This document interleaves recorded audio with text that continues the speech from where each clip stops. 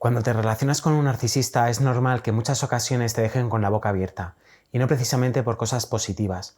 Las relaciones narcisistas se caracterizan por ser imprevisibles muchas veces y por dejar totalmente descolocada a la víctima. No sabrá ni qué hacer, ni qué decir y sobre todo qué pensar sobre lo que le suceda con el narciso. La confusión siempre estará presente y entorpecerá el pensamiento crítico. Por eso, y para que no te pille por sorpresa nunca más, en este vídeo vamos a ver 9 conductas o características propias de los narcisistas, que sorprenden a propios y a extraños. Al final del vídeo te daré mi reflexión como psicólogo sobre este tema. Pero antes, como siempre, si eres nuevo o nueva en el canal, por favor, suscríbete y dale a like para hacer que el vídeo llegue a más personas. Muchas gracias.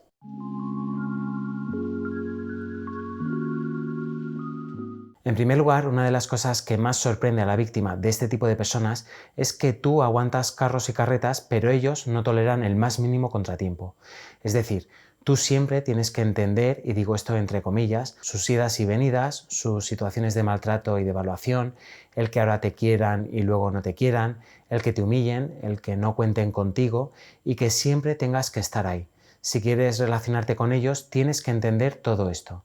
Sin embargo, y para desasosiego de la víctima, si tú te equivocas en algo o actúas de la misma manera que hacen ellos, jamás te lo perdonarán. Además, ya no solo eso, sino que tampoco te perdonan el que te plantes y luches por tus derechos, aunque sea el más mínimo comentario acerca de algo que no te parece bien o algo que te está haciendo daño.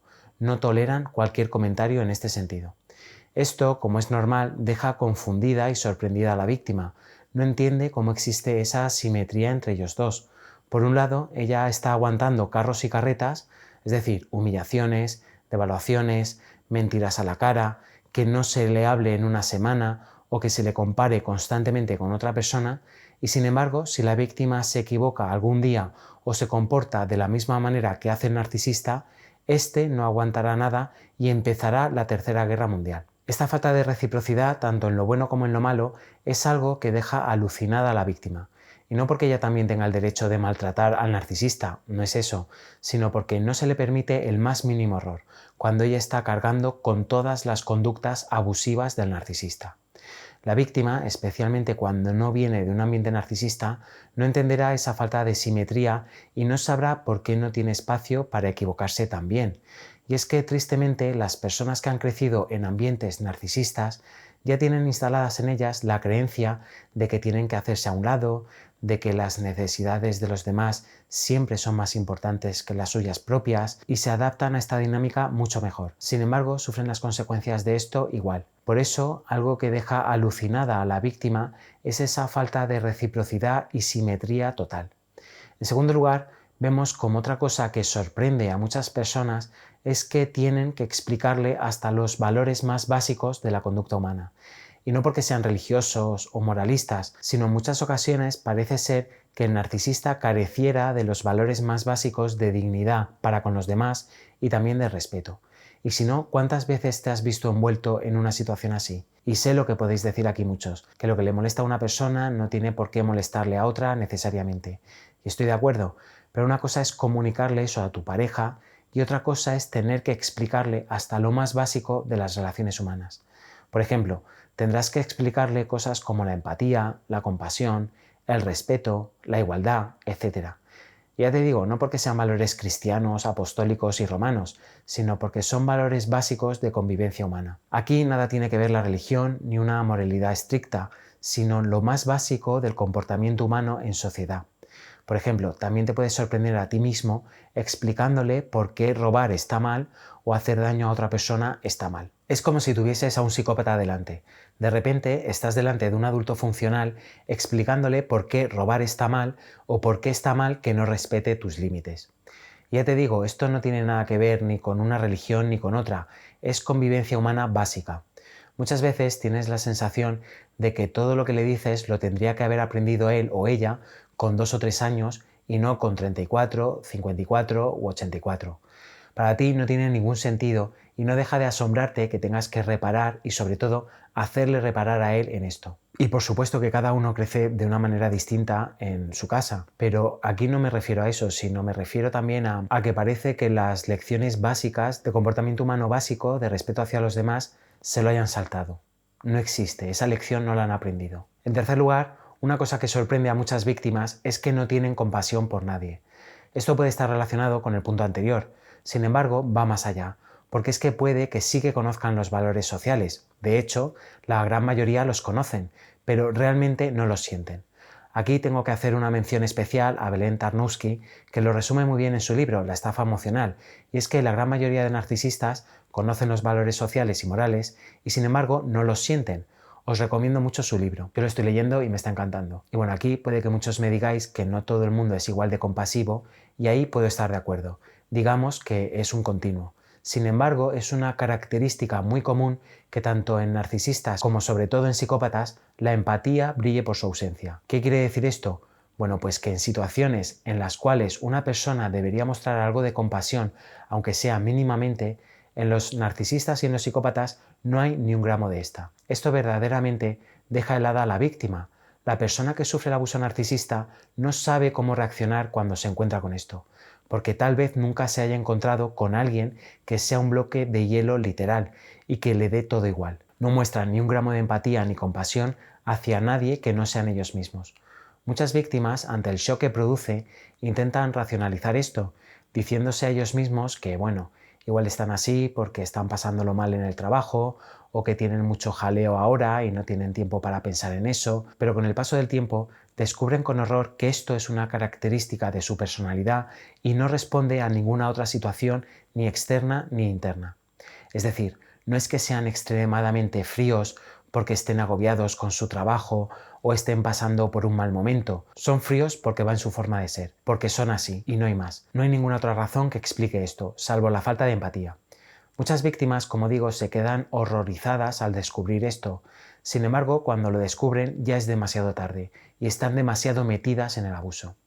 En cuarto lugar, vemos que otra cosa que sorprende a la víctima se trata de cuando el narcisista o psicópata se quita la careta delante de ellos. Es decir, se desenmascara. Y lo hacen ellos mismos. Muchas veces, para crear o mantener esa confusión en su víctima, muchos se quitan la careta para ver cómo reaccionas. Otras veces lo hacen porque no pueden más, ya que mantener una careta todo el tiempo es extremadamente difícil y requiere de mucha energía. Por eso, cuando se cansan de aguantar la máscara, se la quitan. Normalmente cuando pasa esto, te encuentras de repente con alguien frío e indiferente ante el sufrimiento de los demás. En los peores casos, en el caso de que el narcisista o psicópata sea además sádico, ves cómo disfrutan con ese sufrimiento ajeno. Por eso muchas veces la víctima no puede creer que alguien tan malvado exista. Y no solo eso, sino te desconcierta enormemente el hecho de que enmascaren todo eso. Al pasar tiempo con esa persona, ves cómo tienen una máscara que se ponen en público y otra en privado. Y aquí tengo que decir que esto nos puede pasar a todos, debido a lo que llamamos roles sociales. Por ejemplo, no es lo mismo cuando estamos rodeados de nuestra familia que cuando estamos con nuestros amigos, que cuando estamos solos con nuestra pareja. Pero aquí no me refiero a esto, sino a que en el caso de los psicópatas y narcisistas, ese cambio es muy llamativo, ya que cuando estás a solas con ellos en casa o solos aparte, son abusivos contigo y delante de los demás son personas encantadoras. No es lo mismo. En el quinto punto encontramos que muchas veces las víctimas no pueden creer que alguien así exista. Es decir, cuando además de psicópata o narcisista es sádico, esa persona no solo será abusiva, sino que también disfrutará siéndolo. Esto se puede ver en multitud de ocasiones cuando, por ejemplo, te llevan al límite a hacer cosas que tú jamás harías y ante tu sufrimiento personal y emocional, ellos se ríen. O por ejemplo, cuando lloras delante de ellos por algo que te han hecho y se excitan sexualmente. Esto no es tan raro encontrárselo en este tipo de personalidades. Por eso hay que llevar mucho cuidado y es que algunos de ellos disfrutan del daño que hacen a los demás. Por lo que tienes que llevar mucho cuidado con esa persona cuando identifiques esto. Este hecho es sorprendente para muchas personas. La víctima no entiende cómo ante sus llantos su pareja puede excitarse o tampoco entiende por qué esa desconexión y esa frialdad ante sus emociones positivas, pero por qué ese interés tan exacerbado e incluso bizarro ante sus emociones negativas. Además del sadismo, también se explica esto porque los narcisistas buscan sobre todo suplemento negativo, ya que es el que más sensación de control y de dominación le va a dar, y más le va a ayudar con esa idea racional de que son mejores que el resto y están por encima. Así que si esto te ha pasado alguna vez, mucho cuidado con esto. En sexto lugar, las personas empáticas, sobre todo, encuentran sorprendente que los narcisistas nunca intenten llegar a un acuerdo, es decir, siempre tienes que ceder tú. Estás ante una persona totalmente inmadura, centrada en ella misma, egoísta y egocéntrica, que te hará creer que todo se tiene que hacer a su manera o no se hace. Esto no solo sorprenderá a la víctima, sino también a la gente a la que le cuentes esto. No entiendes por qué es tan difícil llegar a un acuerdo con él o con ella siempre. ¿Por qué eres tan invisible a la hora de exponer tus necesidades y de pedir algo de respeto o de consideración? Y es que muchos narcisistas y psicópatas nunca crean un espacio de entendimiento en el cual puedas expresarte libremente o pedir cosas que consideras justas. Puede que lo hagan al principio para engatusarte, pero después ya no lo harán más. No existirá más ese espacio en el que puedas desahogarte o puedas exigir algo. No podrás reclamar nunca nada. Siempre se tendrá que hacer todo como marque el narcisista. Este punto es muy interesante porque evidentemente esto no aparece al principio de la relación. Es más, al principio parece todo lo contrario, pero con el paso del tiempo es normal que la relación se tense y se enquiste en ese estado de egoísmo puro que caracteriza a los narcisistas. Al final, la víctima no sabe cómo ha terminado ahí, pero de hecho ahí está, no sabe cómo ha acabado en una relación tan dañina y en la que da tanto sin recibir nada a cambio. En el séptimo punto, encontramos que la víctima se sorprende por las reacciones del narcisista en el día a día, y es que las personas empáticas leen el mundo y las situaciones ordinarias desde un punto de vista empático, esperando o leyendo a todo el mundo y a todas las personas desde esta perspectiva. Sin embargo, de repente chocan de bruces con el comportamiento egocéntrico del narcisista, cuando por ejemplo ellos esperan reciprocidad en el trato o creen que el narcisista responderá de una manera empática a cualquier situación, descubren con sorpresa que no es así. Y no solo eso, sino que muchas veces responden de la peor manera posible. Esto desconcierta a la víctima, ya que muchas veces no espera las respuestas tan duras e incluso abusivas que lleva a cabo el narciso, y le pilla realmente por sorpresa cuando esto sucede. Por ejemplo, puede que le pida que recoja a los niños del colegio o que lleve a su madre a urgencias porque ha pasado algo, y él o ella no pueden, y los narcisistas se niegan. Cuando en una situación así de extrema gravedad o de urgencia, lo normal es esperar cierta colaboración por parte de la persona con la que convives, los narcisistas se niegan a ofrecer esta colaboración o incluso hacen todo lo posible para que esa situación se resuelva de la peor manera. Por ejemplo, se les olvida recoger a los niños del colegio o no van porque no quieren. Y con la suegra, pues 3/4 de lo mismo. Y sí, puede que tengan sus diferencias con la suegra, por ejemplo, pero tal vez ese día a esa hora no es el momento de ponerse a discutir sobre eso. Por lo que cuando la persona empática espera un tipo de respuesta creyendo que la otra persona también tiene empatía y entiende la situación, el narcisista sorprende a todos con conductas así. Nunca será un hombro sobre el que llorar ni una persona en la cual apoyarte. En octavo lugar, vemos sobre todo en el tipo de narcisista grandioso que te sorprenderán por las historias tan enrevesadas y tan disparatadas que te cuentan. Normalmente, para mantener ese ego grandioso, elaboran una serie de historias que rozan lo absurdo. Estas historias estarán relacionadas con sus altas capacidades en tal o cual cosa o su gran importancia dentro de un sitio en concreto. Por ejemplo, si son encargados en su puesto de trabajo, se vanagloriarán de que todo el mundo les obedece o incluso pueden presumir de que la gente los respeta porque le tienen miedo, defendiendo el miedo como artimaña para convencer a la gente a que hagan su trabajo. O por ejemplo, si están estudiando algo, entonces te contarán historias sobre la incompetencia del profesor, de lo poco que sabe y que casi sus compañeros de estudios le tienen que escuchar a él o a ella para dar clase, rivalizando así con el profesor. Porque claro, ellos son los que más saben siempre de cualquier cosa. O por ejemplo, imagínate que es un empresario de éxito y ha llegado a conocer a alguien muy importante en una reunión de empresarios. Esta persona importante puede ser desde el rey de España al alcalde de su pueblo, pero tras esta reunión es muy normal que se dirijan a ellos con el nombre de pila como si lo conociesen de toda la vida, presumiendo de su gran amistad con esa persona y casi diciéndote, por ejemplo, que no come con el rey de España todos los días porque tiene una agenda muy apretada, el narcisista, no el rey. Este tipo de historias dejarán a las personas que se relacionan con ellos con la boca abierta, y si bien muchos tienen estas historias muy bien hiladas, tanto que uno se lo cree por lo plausible que a veces suena, otras veces solo transmiten vergüenza ajena. Te dirán cosas como: el otro día estuve comiendo con Felipe o con Juan Carlos.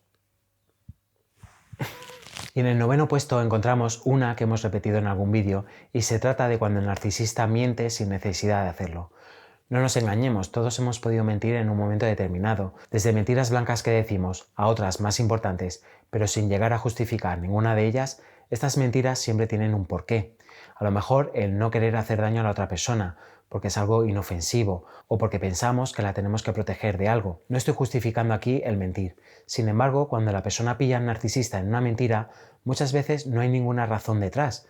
Como sabes, los narcisistas a veces mienten sin necesidad de hacerlo y en cosas que no tienen la mayor importancia, lo que descolocará aún más a la víctima. Y como decía antes, no estoy diciendo que las mentiras con una buena razón estén justificadas, pero sí que detrás de estas mentiras existe una lógica, un razonamiento, que aunque no estemos de acuerdo, podemos entender. Pero cuando el narcisista miente, muchas veces lo hace sin razón aparente, y esto perturba más a la persona que recibe y pilla al narcisista en la mentira, ya que no entiende esa lógica que hay detrás de ella, ya que no la hay. No hay por dónde coger que el narcisista le haya mentido, no hay ninguna razón que lo justifique, aunque no se esté de acuerdo, o si la hay, el narcisista nunca la va a compartir contigo. Y bueno, tienes que saber que parte del abuso narcisista consiste en responder de forma inesperada a acontecimientos normales de la vida cotidiana.